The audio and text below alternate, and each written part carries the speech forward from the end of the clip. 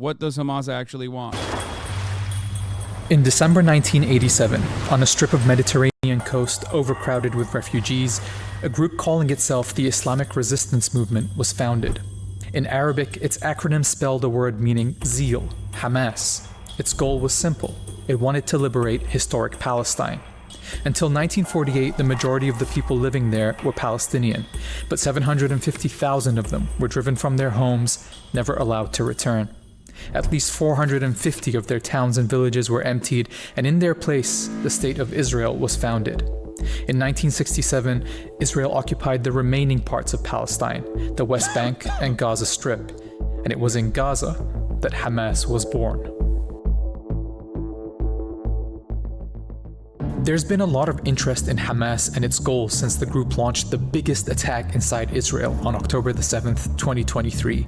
Politicians and pundits like reducing complex issues to simple binaries of good and evil. Hamas is a brutal terrorist organization. They're a bunch of medieval barbarians. Unleashing pure, unadulterated evil. They are not freedom fighters. To a lot of people, though, they are. So we're going to talk to an expert who will help us understand why they would think that, what Hamas wants, and how it's changed in the 35 years since it was founded. My name is Tariq Bakoni. I'm a writer. I'm the author of Hamas Contained: The Rise and Pacification of Palestinian Resistance. Hamas was formed by and appealed to people who had been expelled by Israel from their homes. Hamas as a movement is a nationalist movement first and foremost. So it's a movement that is committed to the liberation of Palestine from Israeli colonization.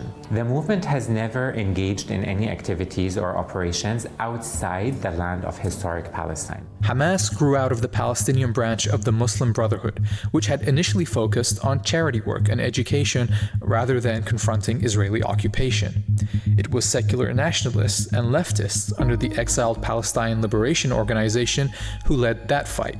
The PLO is recognized by the UN as the sole legitimate representative of the Palestinian people, but in December 1987, without PLO input, a mostly unarmed uprising, known as the First Intifada, began against Israel in Gaza and the West Bank. Hamas declared its existence 2 days into this rebellion. It's worth taking a moment here to address something. Because Hamas has an Islamic identity and Israel proclaims itself a Jewish state, a lot of people claim its animosity towards Israel is based on anti-Semitism. Bakoni says that's not accurate. This is a fundamental misreading of Hamas and of Hamas's politics. It has not employed tactics that are grounded in anti-Semitism or that necessarily fight against Israeli Jews because of their Judaism. So when we think about Hamas, like, people constantly talk about the charter, the 1988 charter, and there is like a fuck ton of anti-Semitic shit in there, okay? Yeah, 100%. Just that you have to look at their popularity at the time, and even with respect to their actions, okay? Even with respect to their actions, like what the Palestinian people think is very different than what Hamas is doing and what Hamas is saying. But as far as their charter goes, 2017, there's a revamp on the charter that says, no, we are not anti-Semitic. Even before that charter, you have like, what is it? Not Yahya Sinwar, the fucking sheik or whatever. To be clear, the part claiming Hamas has never conducted attacks outside of the land of historic Palestine is false, as they've now conducted a ground attack and rocket attacks from Lebanon. Okay, sure. Sheikh Yassin himself talking about how, like, oh, we don't hate Jews at all. We just want to have our land back. We want to have our fucking homes back or whatever. But ultimately, this isn't to do like propaganda to defend Hamas or to do PR for Hamas at all. Okay, it's not that. The point is to better understand. The point is to better understand where what these people's motivations are, because the one side wants to say, no, they're terrorists. Don't fucking listen. Don't. This is all terrorism. This is all terrorism. And the real reason for why this is said is specifically because the reason why this is said is specifically because if you conflate Hamas's goals, some of which are legitimate, which is, of course, resistance to the Israeli occupation. Like Hamas militants right now and Palestinian militants in general right now are engaging in a defensive act as the Israeli occupying force is pummeling Gaza. Right now, they're not doing terrorism. Every single thing that they're doing, well, most of the things that they're doing, because like you still can't take hostages and stuff like that, but most of the things that they're doing, the overwhelming majority of the things that they're doing currently are not an act of terrorism. Israel is the one that is doing terrorism at this moment. Okay? So that's something to remember. Right? They are defending what remains of the sliver of land from an occupying force that is a belligerent occupier that is actually indiscriminately destroying both the civilian infrastructure but also civilian lives in general. 18,000 Palestinians have died so far in the hands of Israel. So, but the reason why people say, no, Hamas are anti-Semitic, they are worse than the Nazis, they're just like the Nazis, they're worse than the Nazis, they just want to kill all Jews, they're not operating with any kind of like real reason other than indiscriminate hatred towards Jews, they're rapists, barbarians, and whatnot. The reason why people say that is because they want to conflate the actual things that Hamas is doing. Not all of them are good, but the good things that Hamas are doing, or the moral things that Hamas are doing, like defending the Gaza Strip from the Israeli occupying force, which is the truth, right? Which is both legally permissible and also morally righteous and just. I will stand on that. But because it's Hamas that's doing it and they're terrorists, they shouldn't have a right to do that. That's what the real reason why people say this and cast this broad brush is specifically so that you in the Western world don't look at this and go, but wait a minute. Like, aren't they kind of doing the correct thing in this moment? Does that make sense? You understand? Discussing the liberation of Palestine, what it means for the movement is dismantling a system of colonial violence. This was also addressed by Hamas's founder, Sheikh Ahmed Yassin. He says we don't hate the Jews and fight them because they're Jews. They are people of religion and we are people of religion. If my brother who has the same religion and parents as me takes my home and expels me from my land, I will fight him. In 2017, the group addressed this in its updated charter, we'll get to that later, saying, quote, Hamas does not wage a struggle against the Jews because they are Jewish. Yeah, this is when they were trying to, they ended up having to take on civil governance duties, not dissimilar to the Taliban right now in Afghanistan, after years and years and years of just like simply being a militant force.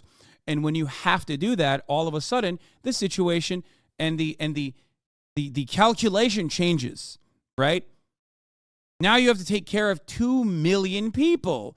Obviously, this is yeah, Hamas goes woke in this moment when they have to change their structure almost entirely. But wages a struggle against the Zionists who occupy Palestine. The First Intifada ended with the 1993 Oslo Accords between Israel and the PLO. The PLO gave up its claim to historic Palestine, renounced violence, and recognized the State of Israel. In exchange, a Palestinian Authority run by the PLO would have limited autonomy over some parts of the occupied West Bank and Gaza. The right of return for refugees would be discussed in future negotiations that were meant to lead to a Palestinian state in just the West Bank and Gaza. While many Palestinians saw this as a hopeful moment, others felt that the PLO had given up too much for too little. Hamas was among those opponents, and its members were persecuted by both Israel and the PA. Yeah. But its opposition wasn't just verbal.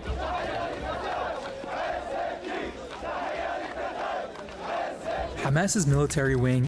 So another thing that people need to understand here is that the Palestinian peace process that people love to talk about, to say like, oh, dude, classic Palestinians just like were giving great deals over and over again, and then they never took it because they're stupid and they're violent barbarians. And it's like, that's not the truth at all. Every single instance of this peace process, one, starts and ends with the fact that you are trying to make peace with an occupier, okay, that is occupying your land. So it's already like the starting position already is bad. And some of the major points of consideration are non-starters for the occupying side, like a right to return or having a standing military, right? So it wasn't simply territorial disputes, okay? It wasn't simply territorial disputes. It was straight up a non-starter that Palestinians would have any kind of sovereignty or any kind of autonomy in a two-state solution. This, of course, is ridiculous. Like, under no circumstances whatever would you ever say that is a valid peace process, that this was like a reasonable peace process where the Israeli government was making genuine concessions. Is known as the Izz al-Din al-Qassam Brigades. When Hamas constituted itself in 1987 as the movement we understand today, it re-emerged through the social infrastructure as a military movement. So it began amassing weapons in order to commit to resisting Israel. After an American-Israeli settler killed 29 Palestinians at a mosque in Hebron, Hamas responded with what would become its signature tactic for the next decade, a suicide bomb. Yeah. So originally Hamas did not strike at Israeli civilians. And originally, even Hamas did not utilize suicide bombing in general. I believe that they kept their practice to, and remember, at this point, they are still a marginal militia force that does not represent the interests of the Palestinian population. Remember, Palestinians are not going, oh, we love Hamas, they're the best.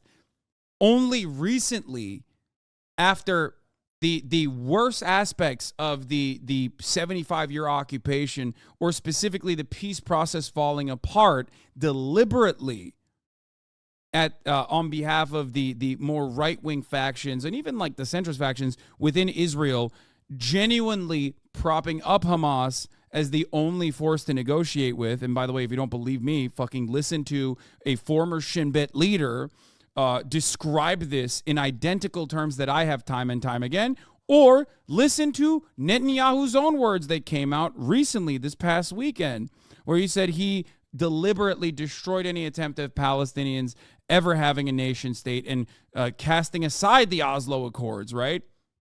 Or saying that he would always hold back on the Oslo Accords, like things that he has said time and time again, but he has reiterated recently. In that process, even throughout that entire timeline, even though the Israeli government was basically trying to prop up a militant faction so that they could say, look, these Palestinians are all violent, we can't negotiate with them, they can never have a state, thinking that they can continue this occupation in the way that they have as an apartheid state, the Palestinian population did not ever show broad popular support to both the military actions, the militant actions, or even Hamas as Hamas in general. Deadlier and more dramatic than shooting soldiers, these attacks had two goals. One was the disruption of the Oslo Accords. And two, by expanding its targets to include Israeli civilians, Hamas hoped it would pressure the Israeli government to end the occupation. This, by the way, is what Rashid Khalidi has said was or reiterated was a mistake. Like, the attacks on the Israeli civilian population would only end up hardening the position of the Israeli population as a whole, and that time and time again it was shown that, according to him at least, and according to what's the Pakistani guy that worked with the FLN, Iqbal Ahmed, the Pakistani political scientist, writer, academic, who had offered tactics to the Palestinian liberation, saying that it was, who said this was a mistake? The Pakistani political scientist, writer, academic, Iqbal Ahmad, who served in the Pakistan military, but then also, I believe, worked in Tunisia and Algeria and supported the revolution in Algeria, that was brought in at the time by the Palestinian militancy or the Palestinian resistance groups to take a look at their tactics. And Iqbal Ahmad, contrary to what they thought he was going to say, told them that given the nature of the Israeli population, that tactics that normally would cause terror upon a civilian population would not work. Would not work in this circumstance. He was not anti killing civilians, mind you, in an active. You're botching the name so hard. Okay, shut up. I'm trying to fucking say it as best as I can. Suck my dick. Iqbal Ahmad. Okay, he had said that given the nature of the Israeli population, attacks upon civilians would only cause galvanization on the Israeli front, and it would cause Israelis to harden their position and become even more militant and more reactionary, and that it was not an effective tactic.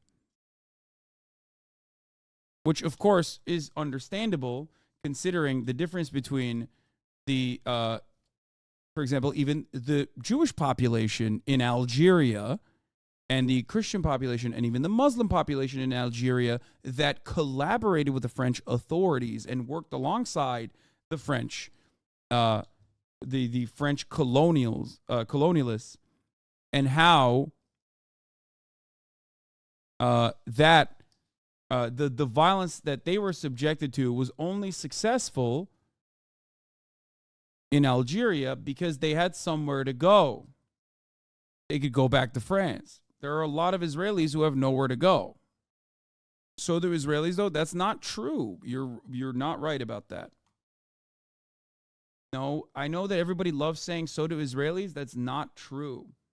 And this is not my perspective. This is the perspective of a dude who literally has studied terrorism and freedom fighting, okay? And has actually literally participated in acts of terrorism and freedom fighting. So I don't know what the fuck you want. You're talking about a dude who worked with Frantz Fanon, an Algerian nationalist, and you're like, I don't care about his perspective. Like, it's not my perspective, it's his perspective. I'm just repeating it to you. Suicide bombings essentially never work to achieve ultimate aims. They just essentially have a psychological impact on the local population for a certain period of time. All it led to was the conduction of a West Bank border wall and the expansion of settlements. No, I don't think it was suicide bombings that expanded the settlements. That's not correct. I will not say that at all. No. Suicide bombings hardened the position of the Israeli population to become even more reactionary against Palestinians in general, certainly. But the idea that they are like the reason why West Bank settlements expanded is not correct. The settlements are complete Messianic Judaism, expansionist protocols from Israel because they want to expand into the West Bank and have total control from the river to the sea, as also openly stated in the Likud Charter as well. It's not.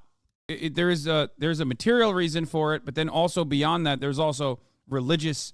They sell it from a religious perspective too, but it's not because like the Palestinians did suicide bombings and that's why. Anyway. But these tactics were controversial, even amongst Palestinians and even within Hamas itself. So there was a lot of discussion internally amongst Palestinians about the morality of targeting civilians. Of course, under international law, targeting civilians is illegal. However, the Palestinians were operating in a reality where the violence of the apartheid structure itself was targeting civilians day in, day out, with no accountability. And how are you not in jail if you did terrorism? I didn't do the terrorism, man. I'm talking about the dude who is like a scholar of successful terror tactics. Also, you want to know how a terrorist doesn't go to jail? When they win and become the government. What do you mean? That's how. The idea that like one man's terror is another man's freedom fighter is unironically correct. It is correct. I mean, look at the IRA. Look at the ANC in South Africa. Look at the IRA in Ireland. Some of the leadership did actually serve prison sentences with their direct participation in acts of violence against the civilian population, which will 100% happen if there was a Truth and Reconciliation Committee for Hamas as well, okay, and Hamas leadership as well, 100%, alongside, of course, the Israeli occupying force too. But yeah, again, FLN in Algeria, like these are all acts of terror until they're not. Our founding fathers were fucking terrorists, technically. Hamas at the time believed that inflicting at least some damage on Israeli civilians was a way of deterrence. But when a second intifada broke out in 2000, Hamas and other groups deployed dozens of suicide bombers, killing more than 1,000 Israelis. Instead of deterrence, these attacks gave Israel cover as it decimated Gaza and the West Bank, killing more than 4,900 Palestinians. After that uprising died down in early 2005, Hamas pretty much abandoned suicide bombings, but it didn't abandon armed opposition to Israeli occupation. And the next few years would see the group evolve in major ways, both militarily and politically. From its founding to the end of the Second Intifada, Hamas had been an opposition movement, but as the Palestinian Authority's negotiations with Israel failed to create a Palestinian state or even stop Israel from building more settlements, Hamas's popularity grew. The US, European Union, and Israel consider the group to be a terrorist organization, but the UN and most other countries do not, and soon Hamas would become the central actor in resistance to Israel. From a small fighting force to a guerrilla army, from rebels to rulers. How did that happen? In 2005, Israel disengaged from Gaza and pulled its settlers and soldiers out. Israel claimed it was now no longer responsible for the people who lived in Gaza. But the withdrawal didn't end the occupation. Israel still dominated the territory. But the ANC only killed 52 civilians and 19 security forces during their entire operation? Yeah. Also, their entire operation started becoming more violent in 1967, right?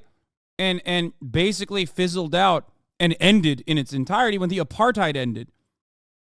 What you fail to consider is that the Israeli apartheid started before and has continued to this day. And the numbers on the Israeli side, as far as like the amount of death and destruction upon a civilian population, is also higher. HasanAbi, Real Desert Rat says, HasanAbi is biased. He is Arab. Question, how are Jews occupiers, Hasan? Why do we ignore history? Well, this is my favorite type of like defender of Israel who just goes, dude, your name is Hasan. You're biased because you're Arab. First of all, there are plenty of Arab Jews too, dumb motherfucker. Okay? And I'm not Arab. I'm Turkish. You, on the other hand, are a fucking dumbass. Not only are you a dumbass because you don't understand how Jews, not Jews, by the way, Israel is the occupying force here. Just like you don't understand that I am not Arab, nor am I biased specifically towards Palestinians because of my background, but I'm biased for Palestinian emancipation because I'm always going to be biased towards freeing people from occupying forces unconditionally. Hasan, where did the name Palestine come from then? Oh my God, bro. There is no justification that you can offer to occupying 5 million Palestinians and denying 6 million Palestinians a right to return to their ancestral homes in permanent refugee status in regional states, okay, in neighboring regional Arab states, because you were there 2,000, 3,000 years ago. Real Desert Rat is his name. I don't know why this is his name. I don't care when the name Palestine was given, okay? Just like I don't give a shit when, like, new new old ancient Jewish artifacts are unearthed in a fucking cave or some shit. Okay? It's myth making. It's dumb as fuck. Territory from the outside, controlling borders, trade, telecommunications, the sky, the sea. But the settlements were gone. So Hamas, which had been attacking the Gaza settlements and military bases, saw it as a vindication. In its view, armed resistance was the way to get rid of Israeli settlements. In 2006, looking to play a bigger role in Palestinian politics, Hamas took part in Palestinian Authority legislative elections. This was a big change. Hamas had boycotted the previous elections, saying elections under Israeli occupation were part of the Oslo process it opposed. Now, it claimed that the collapse of Oslo meant things were different.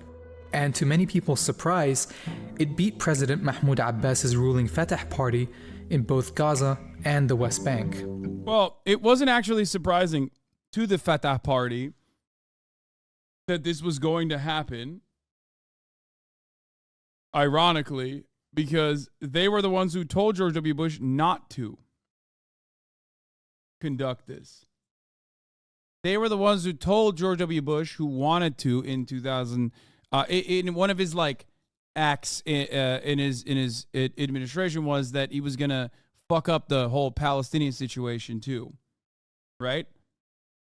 And his allies on the Palestinian side were obviously the CIA-backed Fatah.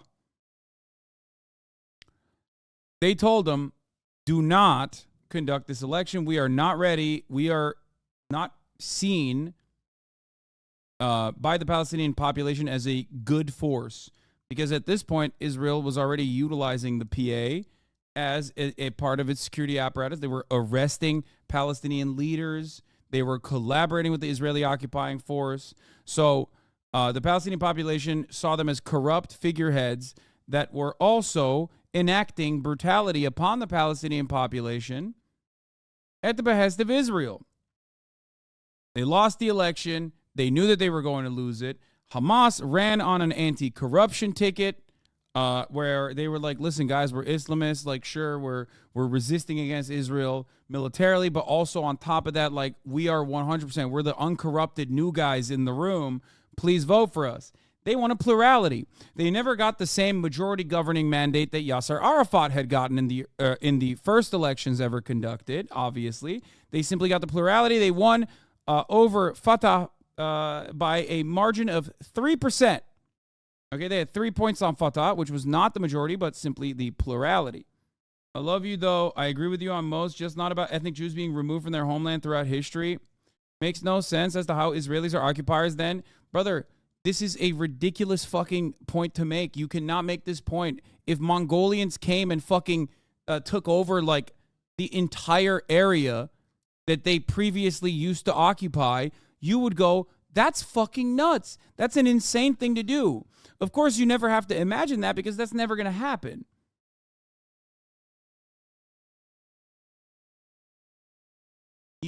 You'd be smoking on crack. Even if fucking Native Americans, like, which they don't even advocate for. Land back does not mean like violently ripping people from their homes. But the notion that Native Americans can now just fucking do Israel shit to the American population would be ridiculous. The irony, of course, is, and this is really funny, the irony, of course, is the Ashkenazi Jews themselves coming from Europe do not have a genetic ancestry that is ironically traced back to early Judea and Samaria. However, the Palestinian fucking Muslims, on the other hand, and the Palestinian fucking Christians who converted do. So you are, and by the way, I'm not saying that there aren't any Jews living in Israel right now that can like trace their genes back to ancient Israel, okay, or what you think is ancient Israel. But the irony is that you are literally fucking killing people who have converted throughout time that stayed there instead of left. That is blood and soil politics, but it's also incorrect. Lamau, and you're not even saying that Ashkenazi Jews can't live in Palestine, Israel. You've only said that Palestinians and Israelis should have equal rights in a secular state. I fail to see what's so controversial about that. It's not. It's not even remotely controversial if you are looking at it from a human rights perspective. It's only controversial if you factor in Israel's own demographic concerns as an apartheid state and the national security problems that they face if they are no longer able to maintain an apartheid state. Rather than respect the results of the democratic election, the U.S., supported by Israel, decided to engage in a regime change operation. So essentially it began to facilitate for a coup to prevent Hamas from emerging as a governing authority that was democratically elected. Israel arrested enough of the newly elected Hamas members in the West Bank to prevent the legislature from functioning, while in Gaza, months of deadly street fighting between Abbas's US-backed security forces and Hamas loyalists left hundreds of people dead. Yeah. Until June 2007, when the Qassam brigades routed the security forces and expelled them from Gaza. Yeah. Within 2 years, Gaza had gone. This was a major American fuck up, by the way, which is pretty funny because, like, this is a major American fuck up because, like, we forget. I know everyone's always like, Hasan, you say America bad, America bad. Like, this literally happened because of America, okay? Like, this was the Bush administration overstepping their own regional actors in the Palestinian Authority at the time to literally say, at the top of the hour, there's a 3-minute ad break, and we're fucking serving it, dog. And the people were like, don't do that. Don't do that. We don't have enough Twitch Primes right now. We don't have enough $5. Gone from being controlled by the Israeli military to being controlled by Hamas. Now, in response, Israel tightened a blockade that had already been placed on the Gaza Strip in different iterations in the past. And in its initial thinking, Israel used the blockade as a punitive tool, really to punish the Palestinians and to try to force them to bring down Hamas as a governing authority. The blockade has had a huge impact on Gaza, with 80% of its factories shutting down since it began. Unemployment is at least 46%, and travel, fuel, electricity, and medical aid have all been restricted.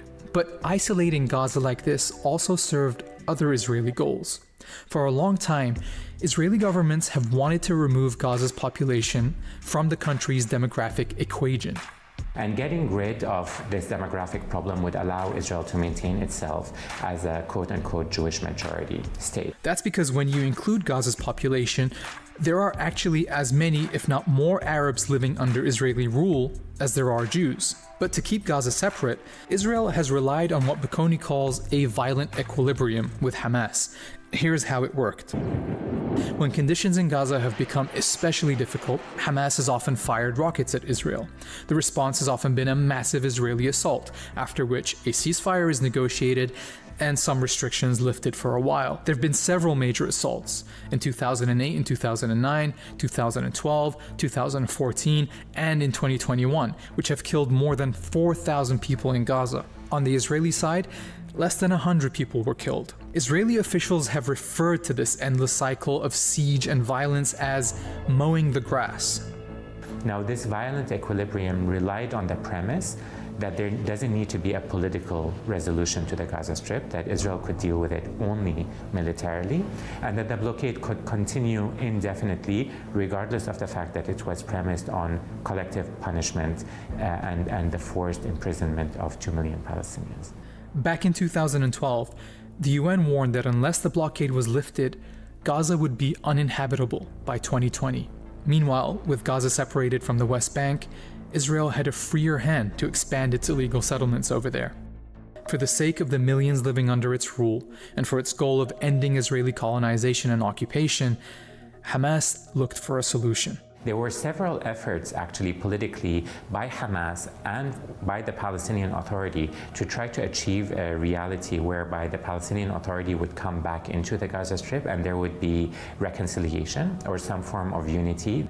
A 2017 deal saw Hamas actually give up some of the ministries it was running, with the PA taking over, although Hamas has always kept exclusive security control in Gaza. But all forms of dealing with the political reality around the Gaza Strip were opposed by Israel. In an attempt to gain more international legitimacy and create some diplomatic openings, Hamas updated its charter in 2017. The new charter produced a significant development in the group's thinking. While it still hoped to liberate all of historic Palestine, Hamas accepted that a Palestinian state in Gaza and the West Bank, along with the return of refugees to their homes, was a solution that Palestinians could agree on.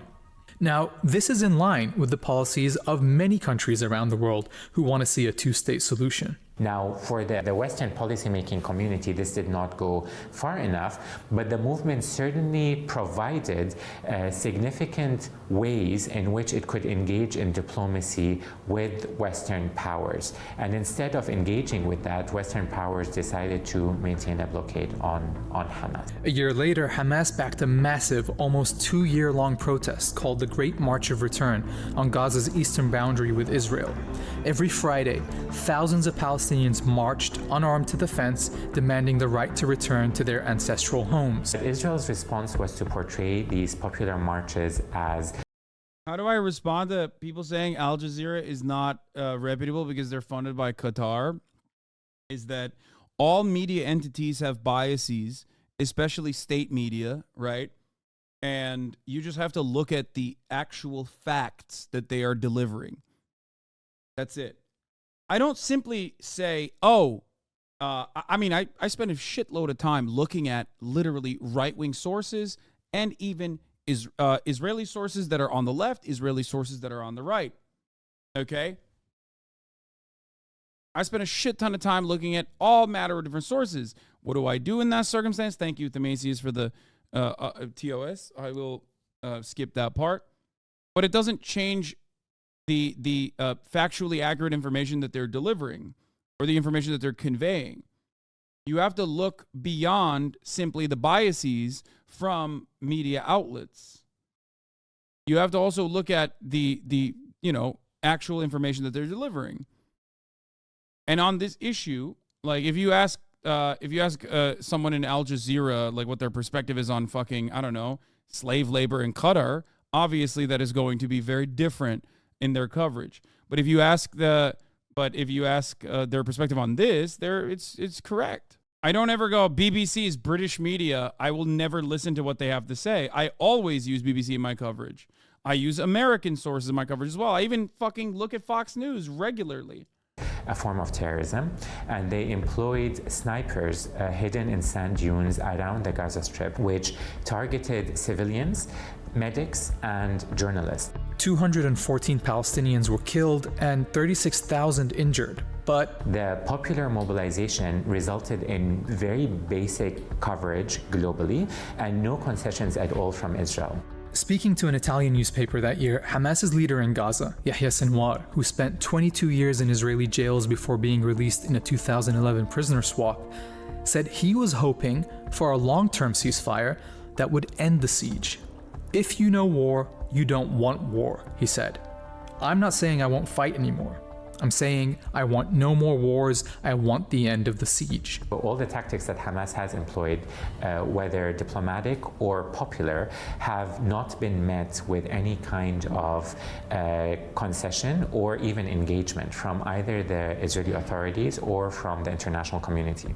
Instead, as the occupation and blockade became more entrenched and human rights groups declared Israel was committing apartheid against Palestinians, Israeli leaders felt little pressure to change course. Hamas seemed contained. If it did fight, Israel's defense technology kept its losses manageable. The West Bank and Gaza were now separated for a generation, and the Palestinian cause seemed like it was dying. The US was focused on building alliances between Arab countries and Israel, even as Israeli elections brought fascists to power. On September 29, 2023, the US National Security Advisor said, "And the Middle East region is quieter today than it has been in 2 decades." 8 days later, Hamas fighters broke out of Gaza, launching the attack that changed all of that. Hundreds of Israelis, civilians, and soldiers were killed and more than 200 taken hostage to be bargained for in a prisoner swap. but the Israeli response has been devastating, wiping out entire neighborhoods. At the time of recording, 1 out of every 30 people in Gaza had been killed, wounded, or was missing as airstrikes hit homes, hospitals, schools, mosques, and universities. Even water, food, fuel, and electricity have been cut off. So, is this the end of Hamas? After 35 years of fighting Israel, building a political program, evolving into a ruling government, and attempting to break the siege, has the group signed its own death warrant? That seems to be what Israel and its supporters believe, although 2 months into the fighting, there wasn't much evidence of Hamas collapsing. But can Israel's ferocious bombing actually eliminate violent resistance from an oppressed community? More than anything else, the movement, Hamas, is an ideology. Whatever you think of its tactics, Hamas's popularity and its primary reason for existing is because of its fight against Israeli occupation. No one is like, oh, dude, I love anti-Semitism. I'm such a big fan of anti-Semitism. That's why I love Hamas, which I believe will do anti-Semitic things. Like, that's not the case. And if you fucking say that, you're technically wrong. But the unfortunate reality is, as I've mentioned before, the unfortunate part about this is that it doesn't matter what the reality is. What matters is what most people believe. And unfortunately, when you are more engaged with manufacturing consent rather than assessing the situation on the ground, you're going to arrive at the consensus, especially in the Western world, being the exact opposite of what the reality is on the ground. You will never be able to figure out the intention and the motivations behind what the Palestinian people are doing. I personally think that this is obviously deliberately done so that people don't recognize Palestinian emancipation as a real just cause. But it's one that is important for everyone here, at least, to understand, because if you want to eradicate Hamas, if you want to rob Hamas of its power, right, then you have to end the apartheid. Because when you look at the Palestinian population, and they are polled quite regularly, right, routinely they say they do not appreciate Hamas's civil governance. They also think Hamas is corrupt. Maybe not as corrupt as the Palestinian Authority, but they don't like it either. And the only way to change that dynamic, the only way to change that outcome, the only way to get the Palestinians to be like, all right, well, we want better leadership, is by eradicating the necessity for Hamas to exist. Commitment to liberation through armed struggle is not going to go anywhere as long as the Palestinian people exist. Clearly, there won't be a return to the status quo before October 7th, 2023. But breaking that status quo is exactly what Hamas intended when it carried out such a devastating attack. The only way that Israel can get any form of calm or security is if it begins dealing with the Palestinian people, not through a military lens, but rather through a political lens, to see and acknowledge exactly what I've been saying. The political demands at the heart of the Palestinian Liberation Project, the most fundamental of which is the right of return of Palestinian refugees who have been expelled from homes now within Israel.